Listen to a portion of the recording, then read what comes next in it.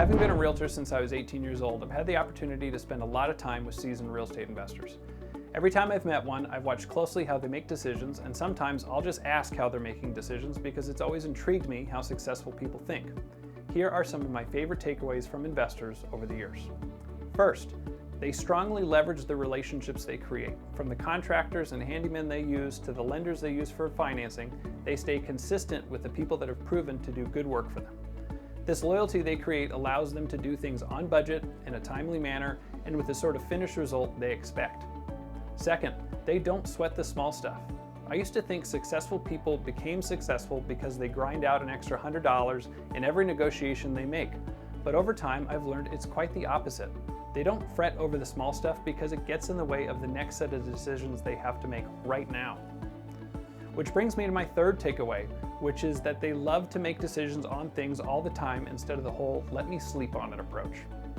Real estate investing is a numbers game, so instead of doing one large project at a time, they spread their risk out over a number of projects, and that way they can take action daily to make decisions on the fly. Instead of ready, aim, fire, it's usually aim, ready, fire, aim, fire. Next, they adapt and change to the market. Years ago, a client made me read a book called Who Moved My Cheese, so I'd better understand why they chose to pivot and when they would do it. One single strategy that works today will almost definitely not work in a few years from now, so they're constantly adapting and learning new things to follow the cheese.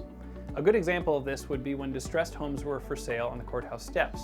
For a while, it was far and above the best thing they could do daily as an investor, until every other investor and inspiring investor was there on the steps with them bidding the prices up, so they quickly changed directions. Next, they understand their market well or have someone like me help guide them through it.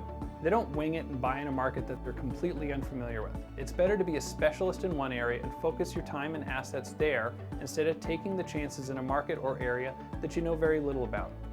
Lastly, real estate investors, whether they're collecting rentals or flipping properties, know that this career, that often feels like a race, is definitely a marathon and not a sprint.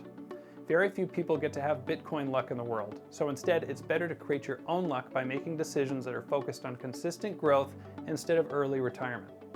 I'm always learning more of these traits as time goes on, and I'm open to sharing them with you to help guide you to make the right decision yourself. Thanks.